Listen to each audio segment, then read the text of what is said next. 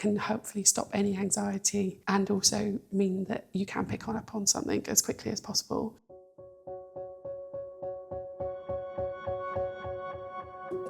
My name is Jane and I was diagnosed with breast cancer in August 2024 and I'm here to raise awareness for self-checking. My name's Aimee.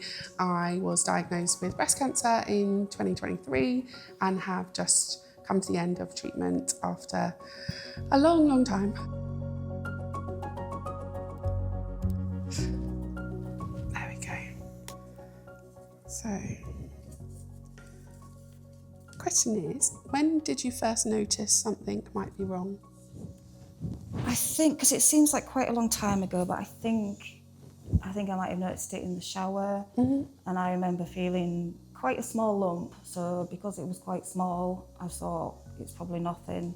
But I kept checking back and it was still there, but it wasn't growing. So again, I thought, you know, it can't be anything serious. So there'd be days where I think, right, I'll ring the doctors today. And then you try and ring and it's busy. So it's like, well, I'll leave it till the weekend. And this went on for a long, long time. I can empathise in the fact that my symptom, I say I'd always had a lump, and it wasn't the lump that then made me go and get checked, it was the changes in my skin. But I did the same where, you know, making an appointment to see a GP takes time out of your day. So it was that sort of, I only want to do it if I'm really, really sure. And I think, you know, I've been very much now conscious of telling anybody that actually, if you do get into this regular routine and you do check yourself regularly and you do find out what is normal for you, it can hopefully stop any anxiety and also mean that you can pick up on something as quickly as possible when there is maybe changes that happen.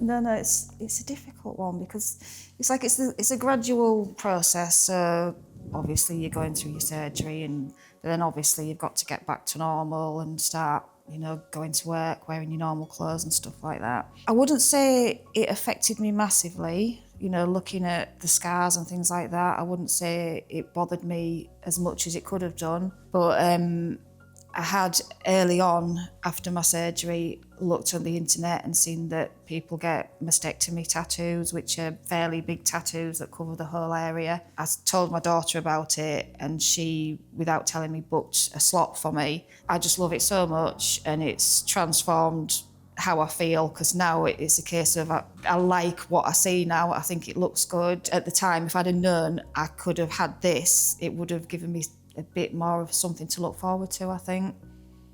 I was honestly completely blown away because I think not only does it look incredible and beautiful, the fact that it's made you feel, you know, just this connection again with your body. And I thought, oh, actually, maybe then this is something that I would like to do. And I think I went through a period last year when I'd lost my hair and I looked in the mirror and I did not recognise myself, like, at all. Like, I remember having the surgery and not looking down for about 5 days, and I just couldn't physically bring myself.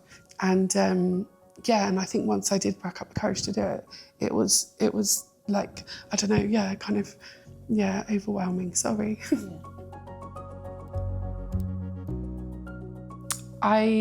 After diagnosis and before treatment is definitely I would say one of the worst periods in your life, because you are suddenly told you have cancer and nothing is happening, as in actively. So you're just at home laying in bed at night going, this is going on inside of me and I'm not currently doing anything to stop it. So I called my nurse and she said, why don't you call up and use the helpline? If you've got a question that you just want to get an answer to, someone will be able to answer that question. I can't even remember what my question was, but it was one of those ones where I just need someone to reassure me.